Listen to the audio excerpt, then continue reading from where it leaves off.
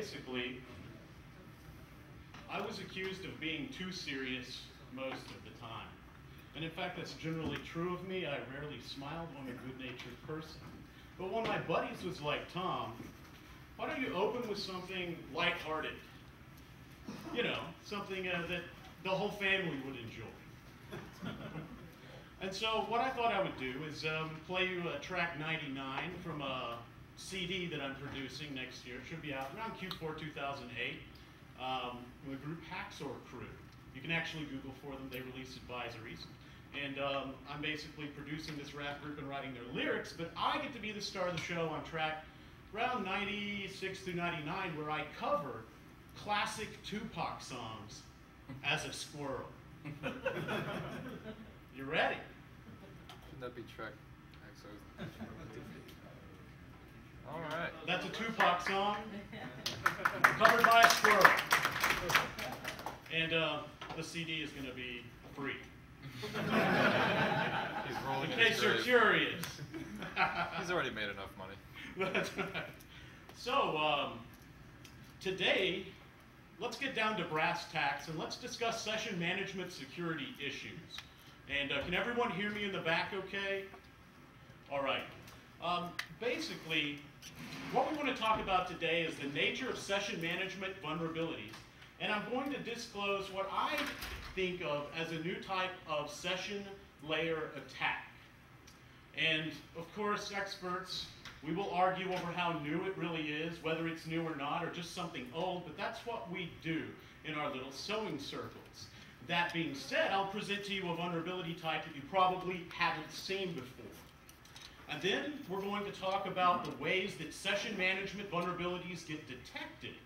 And we're going to delve deep into the nature of automation and the current state of the union of automated assessment techniques and how we as a culture, we as an industry, can gradually over time improve and make our assessment methods more precise.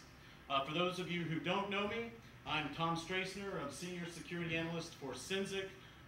Formerly, I was the co-founder of InCircle Network Security. This was back in '98. And I've been a security consultant for many years before joining Synzic in 2004, where I have managed not to get fired yet.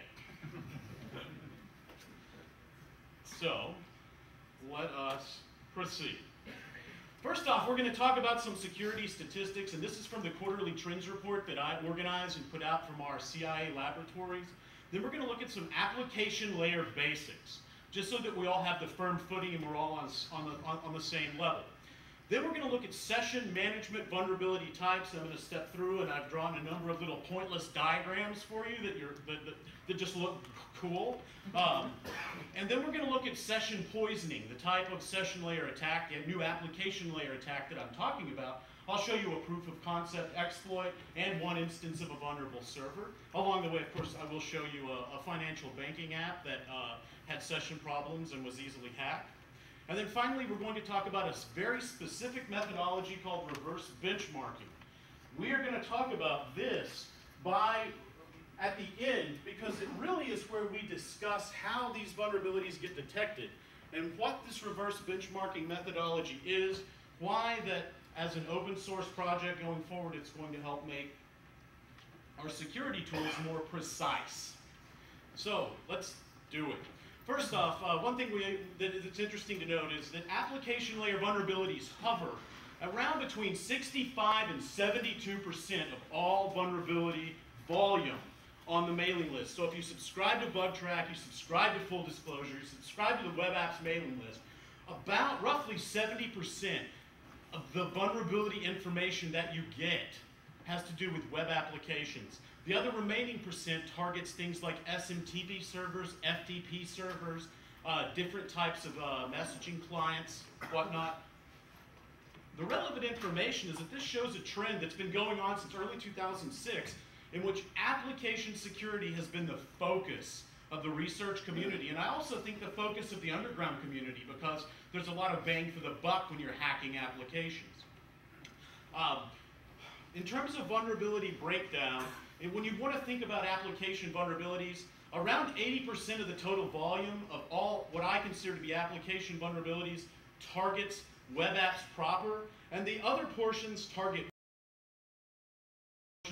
browsers. It's important to note that the browser and the web application are part of a dyad. They are intimately joined in a way in that you can easily translate vulnerabilities in the browser into vulnerabilities that can be exploited from a web app by attacking classic web application vulnerabilities.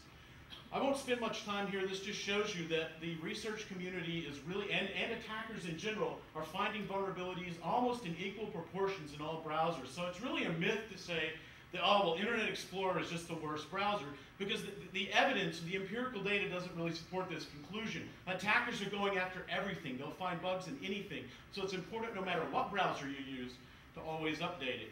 So we're going to move into session management security, but just so that you know that this isn't a niche little area that no one cares about, what I thought I would do is present this slide here that really just talks about how the vulnerabilities break down. I don't expect you to be able to read it, but what is important is this dark brown line, third from the top, shows you vulnerabilities in authorization and session level issues. And so they comprise about 58% of the vulnerability types. They either have to do with either setting up sessions, tearing them down, or authenticating, or securely managing the process of a user authentication and their privileges and roles. That being said, incidents by category, I'm going to skip this slide, and by sector just because it's really not important. For our research at this moment, we're interested in what session level vulnerabilities are, and that can affect anyone. Any application can be susceptible to these, and almost no applications are tested for them. So, this is another one of those hard to read slides that you'll benefit from when you download the deck. But basically, what I wanted to point out here is that research is starting to explode in a number of areas. We talk about Web 2.0 as a concept, and is it a real concept? Well, what not? Well, what you'll actually find when you look at the research community is you find that there's a tremendous amount of growth in vulnerabilities in ActiveX controls, vulnerabilities in Ajax frameworks, JSON frameworks, vulnerabilities that are related to what we typically think of as Web 2.0 technologies, and a lot of these vulnerabilities also tie in to session layer vulnerabilities. So what's interesting is that if our Web 1.0 sessions were vulnerable, then our Web 2.0 sessions are just as vulnerable, if not worse. This is the whole point of vulnerabilities like JavaScript hijacking, in which you're attacking a mashup.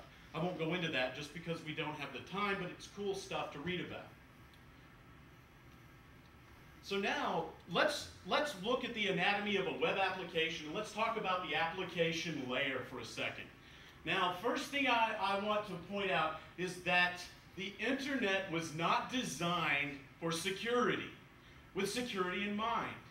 In fact, the first session management mechanisms that were created were not created to be secure. They were created so that you could purchase something, a method of maintaining state between a series of web pages so that a user could put an item inside a shopping cart, right? Now, these were the fundamental design parameters, and typically you could control this with a single factor. So what you end up having is the evolution of web applications historically up to the present day means that I would say that 99.9% of all applications on the internet use a single factor to track a user's session. What does that mean? It means there's one cookie or there's one session ID. If a clever attacker gets a hold of that, they own your session. Now, a multi-factored approach would be more optimal from a security standpoint, a defense-in-depth perspective that required the attacker to have more than just one cookie that they've stolen. But a fact of the matter is, session management vulnerabilities are often one-shot kills. Okay? So it's important to note that when we're going to talk about complex vulnerabilities in the slides that follow, it's a one-shot kill. Bang. We've owned your session, we have your data. So, let's build on the foundation. HTTP is a stateless protocol. What does that even mean? Well, if we think about the name, there's a clue to it. The Hypertext Transfer Protocol. That just sounds funny, right? Hypertext. Who even thinks about hypertext anymore? Right, we're talking web applications, complex stateful things where states are managed. This isn't a hypertext world anymore. Web applications have a lot of work to do, and they historically and from their origins, most of them are single factor, and also you notice that there are widespread problems with things like cross-site request forgery, and while this is not specifically a session level vulnerability, it is also one of these design flaws that go all the way back to the basic RFCs and HTTP protocol specifications, where forms were not uniquely signed or validated. So you've got to do extra work if you want to prevent an attacker from being able to forge requests that appear to originate from you if you just follow a link. Now we don't have time to dig into that deeply because it's really not topical, but I just thought I would throw that out because it's, I think it's fascinating. For further research, you can start with looking up the Netscape cookie protocol. That was really the baby. Or you can go to RFC 2109, a method of maintaining state within HTTP. All of these are fascinating bathroom reading materials. They're vital if you want to understand the dynamics of the security problem, though. Tear apart the RFCs. They're the blueprint of the internet. And the problem is people just didn't follow the blueprint perfectly. And the blueprint itself had deep flaws. So what we're going to really discuss is session management mechanisms. And it's all this extra baggage that we've had to acquire so that we can buy and sell and trade and perform commerce and manage power plants and do everything through a web interface. When in reality, we were imagining this at the beginning to be like a worldwide dictionary of text. This is an example URL of some measure of complexity. You've probably seen these sorts of things a lot. This is just I just made it up. eBiz, check out PHP. The important thing is this thing called session ID. And that's really the single factor that I'm talking about today. That number, this number, it actually wraps, is kind of funny. Because if another person in the world actually gets a hold of that, I'm calling it a number for you, it's at the session ID, and they create a request, they will be able to access the exact page in that application that this user is seeing. Okay? That is the basis of now how we're going to talk about attacks which speciate. By the way, if someone's out there got time, like Mandeep or Scott, would you guys give me a 15-minute countdown warning? All right. I'm going to blaze through some slides that's just going to tell you what web apps have to do. One, they have to individuate users from one another to maintain state properly, because you've got to know A state versus B state. Tupac could be a registered user, 50 Cent could be the admin, and Master P is just an anonymous browser. All these have different roles. You've got to manage state correctly in order to have users like this. Distributed components have to share state information. In other words, it's not just one big thing out there that you're using atomically, but typically web apps are hives. In a William Gibson sense, they are clusters of interoperating things, doing weird, waxy, chewy things in the darkness of the web. State-maintaining mechanisms must handle transitions between state. In other words, you've got to be able to go from, you've got to be able to transition in privilege levels and in functional levels. I'm a normal user, and I want to buy this book, Blood in the Moonlight by Michael Mann, because I'm a film lover, and I just want to read all about his film. So I put this in my wish list. That wish list has to be maintained in some stateful way. Typically, there's database backends supporting it, but it's also a wish list tied to me as a user. Okay. Sniper Kitty says that 18% of the CEOs are wrong. And this is it was a questionnaire. Sinzik put out an executive level survey. And the issue was, how many CEOs agree on the value of web application security? Can you believe that 18% of all those queried said not really a big deal? Okay? Today, we pretty much all know that a bicycle needs two wheels if you're going to ride it securely, right? But the function and the security of it are built into one device. We started the web kind of just freewheeling, going, woohoo, look what we can do. And now we're having to retrofit the security onto it. And the problem is it's far more complicated than the material sciences because of the variables that remain hidden. You can look at least the theoretical constructs of atoms with a tunneling microscope. Web application security, there are different realms, which is why you have different technology types. Once again, this would take us down a path that we don't want to go down yet. Now we're gonna get into the meat of the session attacks, and I'm just going to try and blaze through this quickly to give you an overview, and then we're going to get into the new vulnerability type I talked about. First off, types of cookie security flaws. You have things like cookie theft. Now I was telling you it's a single factor, right? Bam, I got your cookie. I can concurrently access the application at the place that you're at. From an attacker's perspective, that requires getting off the couch. Okay, just keep that in mind, right?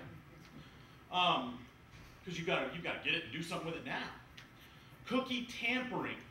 This you can be more leisurely with because you have your own cookie and you decrypt its cryptic things, right? And start tweaking the numbers and values and resubmitting it and seeing if you can't access another user's account. Cookie tampering is something that the attacker can do with the client-side elements at their disposal using proxies and commonly available technologies. Cross-site cooking is really a fancy word for a type of vulnerability that really dates back to the fact that you can trick a browser into accepting a cookie from a third-party site, and there are times when you can actually have evil site distribute cookies to good site and actually interfere with those users, and in fact gain access to their sessions. It is an attack vector to a vulnerability called session fixation. We're not going to talk a whole lot about that. I will talk a little bit about it going further because we're going to focus on session IDs. And then finally, cookie persistence and expiration. Has anybody out there ever clicked that little button, Remember Me, on your email and Gmail? Yeah, I mean, remember me. Well, it depends on how long it remembers you. Gmail will remember you for an entire year. Your cookie can become something that if you're having a persistent remember me, remember my role, then if an attacker gets this, they can access the application even if you're sleeping. Otherwise, it has to be a real-time interception of information and an actual hijacking type event. Now, we're going to jump into session ID flaws, and we're going to start getting a little bit more traction here. Session hijacking, and these things, if you think about what we've just talked about cookies, we talked about cookie theft. Session hijacking is, in fact, the theft of the session ID. So remember, we talked about these single-factor mechanisms, cookies, session IDs. One is a little piece of data, the other is typically a number in a URL or a sequence of characters. If an attacker can get a hold of that sequence of characters, they can attack the application at the same spot the user is. This is interesting because if me and Arshan are on the same subnet and I'm sniffing traffic, I might could get into Arshan's bank account just by looking at, what's that? My singles.net account. Oh, now, come on. There's a funny story at the end we'll share. I got hacked. Revenge is sweet, my friend. Yeah, it's going to work out real good. You just wait. Session replay and expiration. Now, this is a funny one, all right? Think back in the web applications that you've used. You go through the web application, you log out. You should be done with it. But you come back, you hit the back button, and wow, you can still use the application. That is an analogy to what the session replay attack is, where the attacker has grabbed a credential off the wire. You may have logged out, and then they can reuse it. We're going to get into all of these in more detail. Session tampering and session prediction are key. I'm going to show you how a bank got hacked by tampering with URL parameters. Got some screenshots. I didn't hack it, promise. Actually, we won't even go there. I'm really not a bad guy. I'm a good guy. It was just that it was an accident. Session poisoning. Okay, now we're going to talk more about this later. Any minute now, the FBI is going to be busting down the door, wanting copies of the press and putting me in cuffs. No, I promise I'm a good guy. So let's look at these problems in more detail, okay?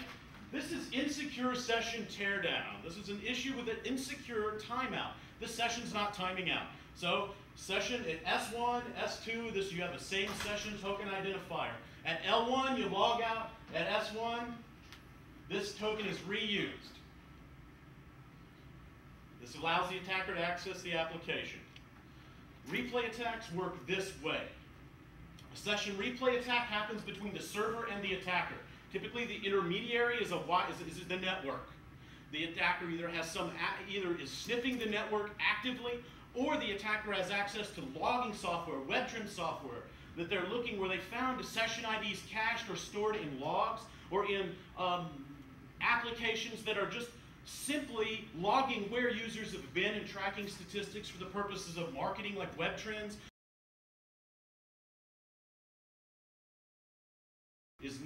Has not been invalidated, or if there's a persistent element to that session ID, then the attacker gains access.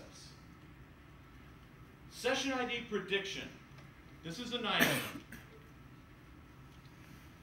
Session ID, I've underlined some session IDs. Now, there's a couple of elements that we really want to pay attention to in this.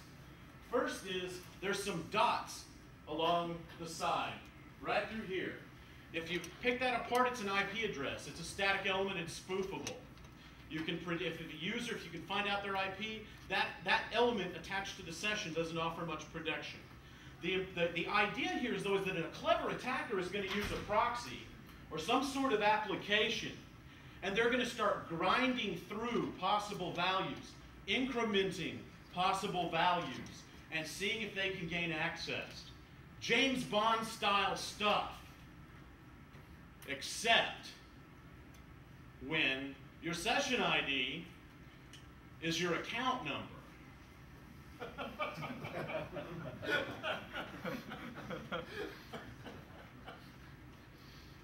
Okay? +1, hi, I'm a different person. Okay? So there you go. This shows you that if you design an application correctly and you try and randomize, you might even do URL encryption. At our InCircle days, we tried to really pack and make that session extremely secure. Some developers just don't understand that putting 5462 as a URL parameter that will direct you to someone else's account. So if you log in and you change the 2 to a 3, now you're looking at somebody else's data. Scary. Did they fix it?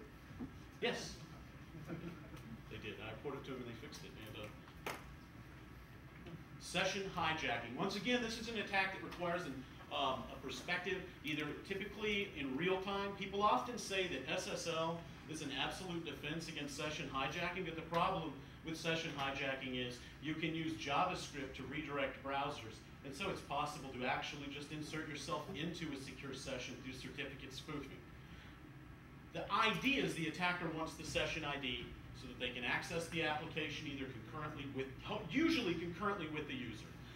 What's the drawback of session hijacking? Once again, it requires you to get off the couch, unless you've written some nice malware.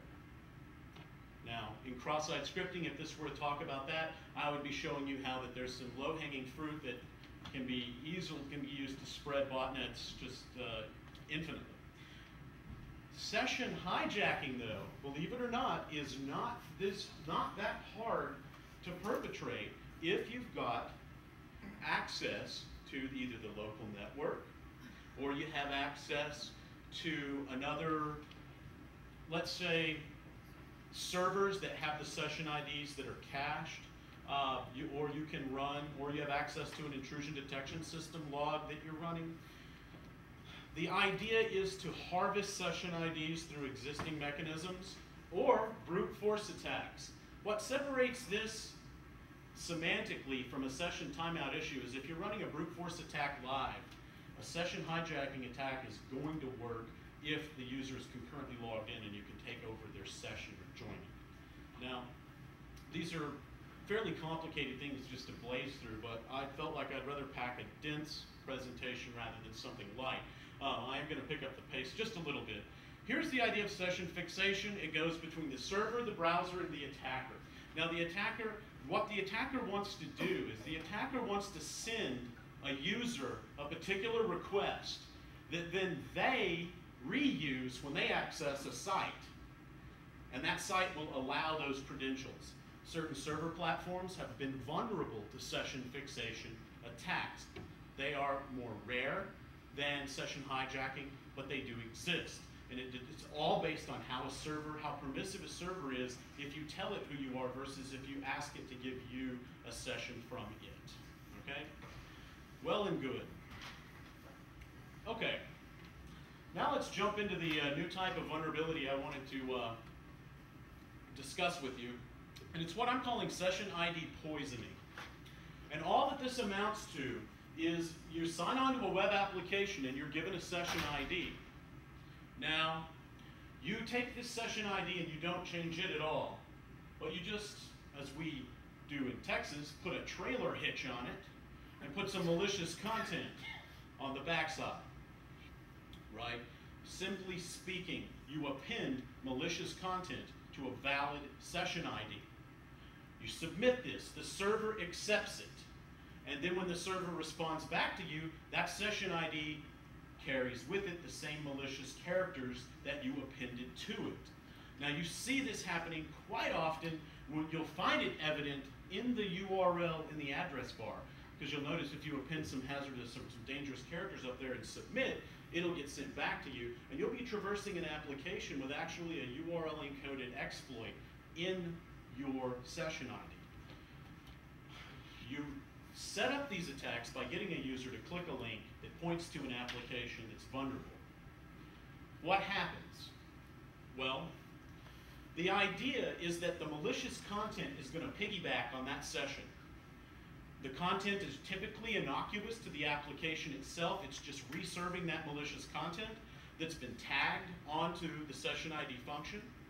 The malicious content is then usually handed around to various places. The application at that point becomes like a neutral carrier of a disease. It's the outbreak monkey, so to speak, right? And that content can get reflected off of servers that operate as intermediaries. And proxy servers and intermediary servers are everywhere. The internet is rife with logging, and anytime you're staying in a hotel specifically, there's a lot of proxying going on. So that's what led me to show how this is exploited to take over SuperClick.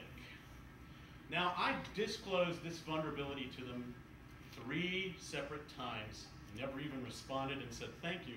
So I consider my disclosure here to be quite justified, okay? SuperClick proxy, now let's not confuse the issues though. It is because you can transport malicious content within the session ID of an application that this content can then harm people. So you would put a link that goes to internet.com, session ID, evil content. User clicks that link, and then, because they're going through a proxy server, they get hit by the attack. Now you can see in here, I'm just showing an example of how I reflected off of, let's just back up the slide. This is very close to the actual exploit that I used. Internet.com, you can see the session ID, and then pow, here is just a simple document cookie that I attached to that ID. I surfed the app for a while, and these elements changed a little bit. They got URL encoded. And then, as I'm surfing my next request, pow, my proxy gets a URL from that server, possibly in a referrer. The exact field isn't important. What is important is that the SuperClick proxy caught that poisoned session ID and it tossed out the cookie. And in this case, it's showing that the guest is staying in room 233, and it has a toolbar ID. This gobbledygook up top, the toolbar ID, is actually because the injection is going straight into the function. Now, I want you to understand the URL encoding happened and it got rid of the script tags. They didn't work anymore, but they weren't even needed because all that I needed to get through was a simple JavaScript command alert, and then in this case, document cookie. So in the previous example, all of this was being passed around. These elements, the script tags became encoded, but alert document cookie actually resulted in executing. And it's what allowed you to get the cookie from the proxy. Now these types of attacks are a corner case of what you might think of as session fixation. Okay? Why is that not just cross-site scripting? It is not simply cross-site scripting because of the attack vector. You're putting the information into a session ID that it then stores.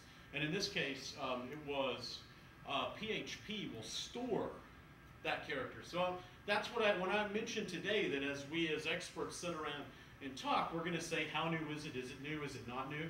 That's just what we do. Now, is it simply a case of a boring type of cross-site scripting? I would say absolutely not. Because if you're trying to lock down your application and you're going through your application, filtering it, you're running anti-SAMI everywhere, but you haven't filtered the URL or you haven't applied that filter to the session ID. If your server environment is opened up, then you can put information in that session ID and it will stay there and it will be propagated. Now the fix in PHP was to enforce some bounds length on the session ID, validate its length, and also to strip meta characters from any attempt. So the fact that it is used in this case to be cross-site scripting, I think can make it easily confused. You could, in principle, conduct other attacks with this.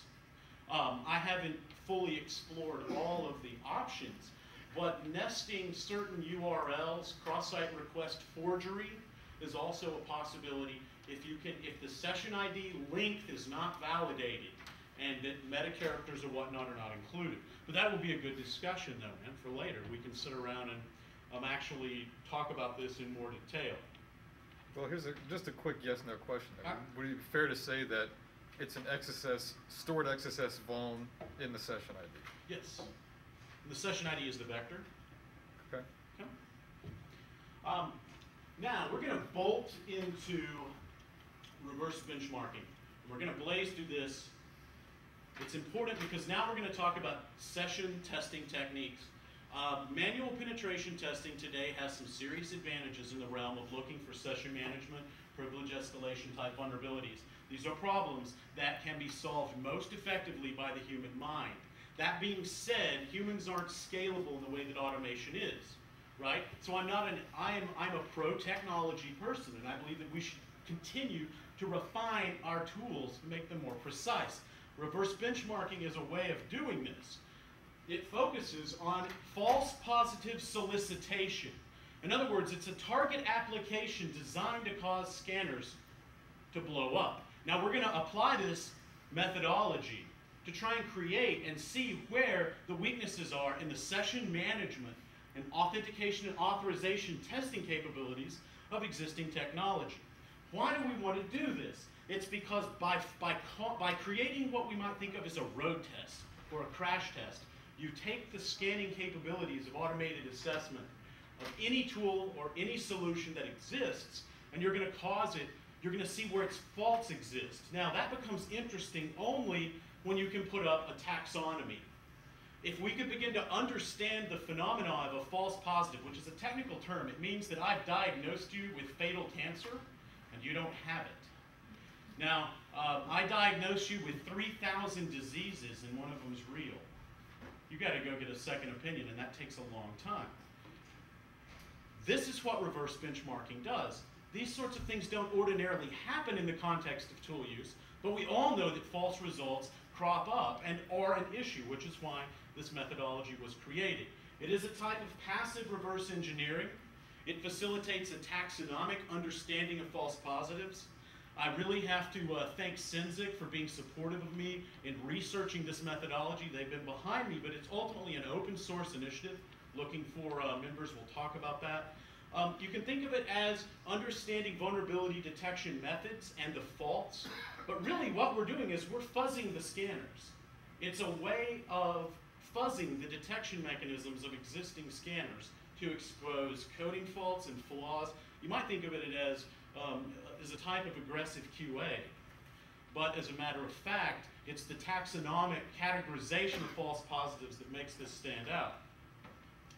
Why do we want to do this? Well, with a lot of technologies that I've worked with, They have the same, they error out or they have false positives in the same way that they always have since 1999, 98.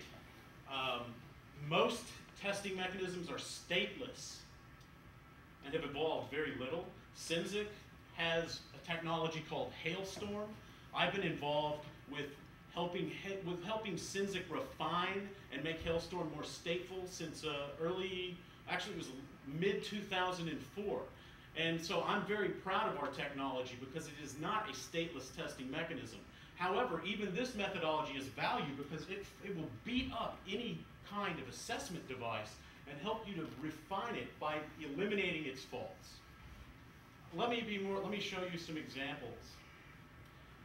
So here is a simple web application, and at the end I will show you how many session management false positives we were able to generate, and I'll also talk about the two biggest causes of false positives in session analysis and automated tools.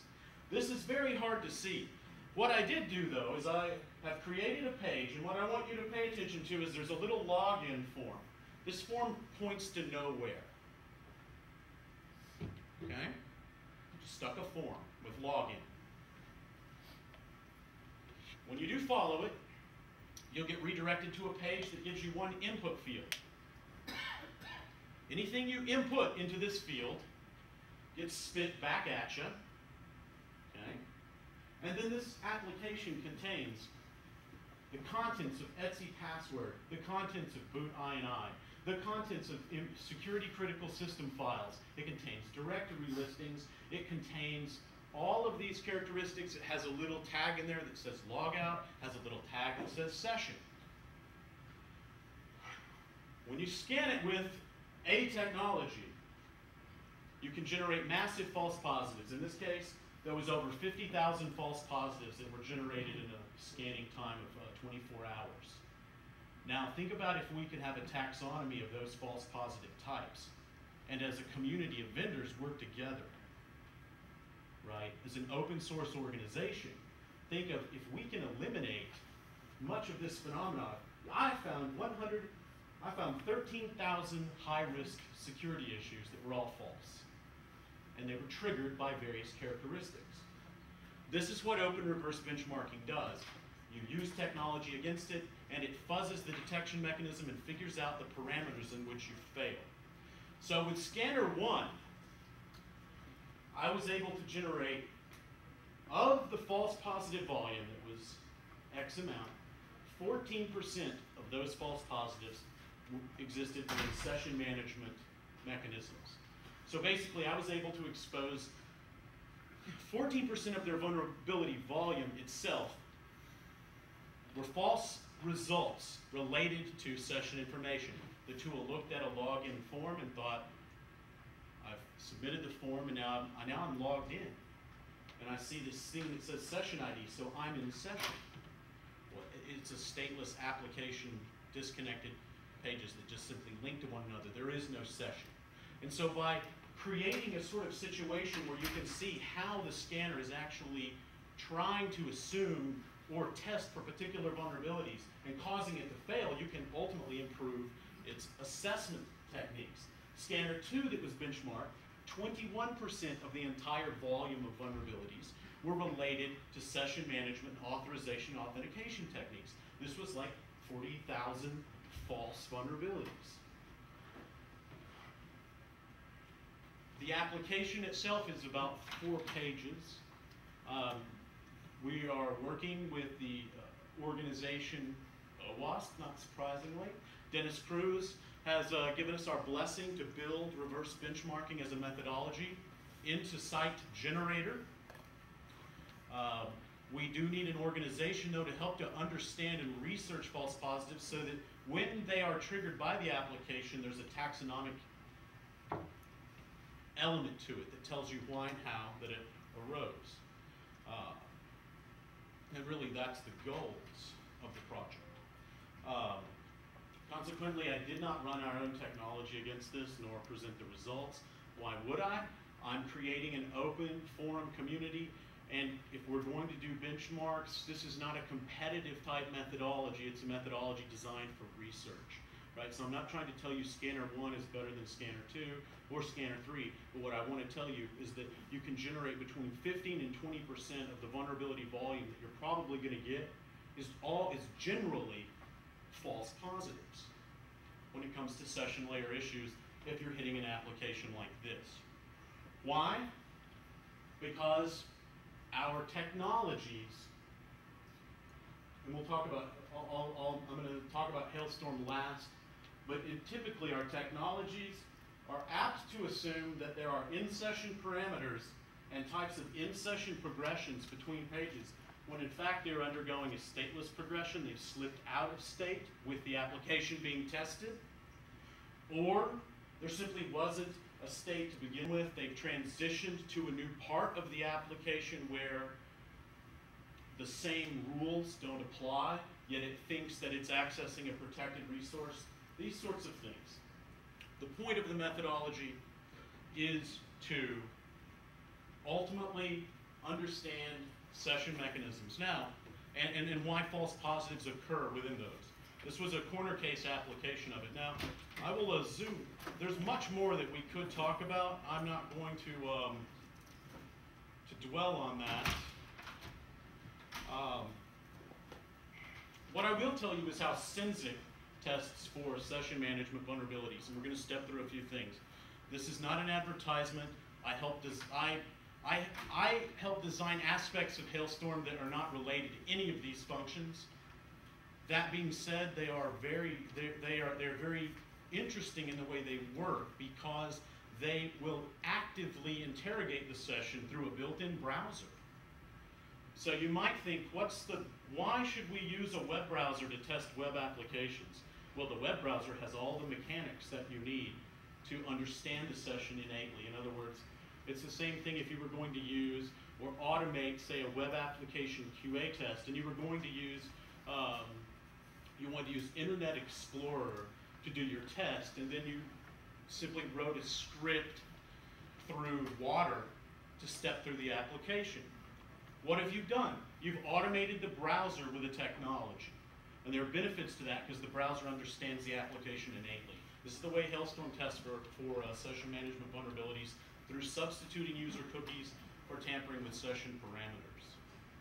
I would spend more time on that, but we want some time for Q&A. So thank you for your time, everyone.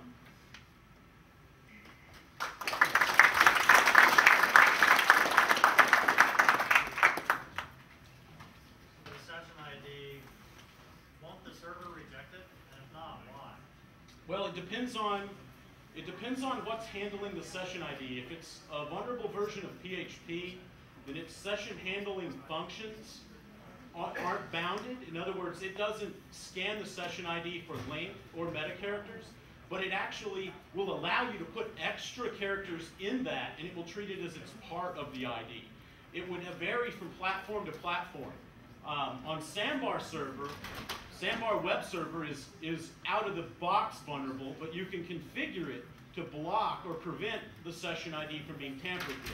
So it's a type of issue. It's an injection vector for probably cross-site scripting, most likely cross-site request forgery, any kind of active scripting-based attack that could affect a user that's been passed along that information, like a proxy. Or anything that would preserve that, so if the user were to click it, it would perform the action for him. It sounds kind of strange to be able to put an entire URL on the end of a session ID, but try it sometime when you're browsing the web, and you find that there are servers out there that are vulnerable to that. Wouldn't you need to be passing them a live session, so that when they access it with the script appended onto it? PHP is very permissive about session identifiers. You can give pretty much anything. And sometimes even if the link would have generated a 404, it's sufficient to cause the proxy to execute. Okay. Thank you everyone for attending. Thanks, Tom.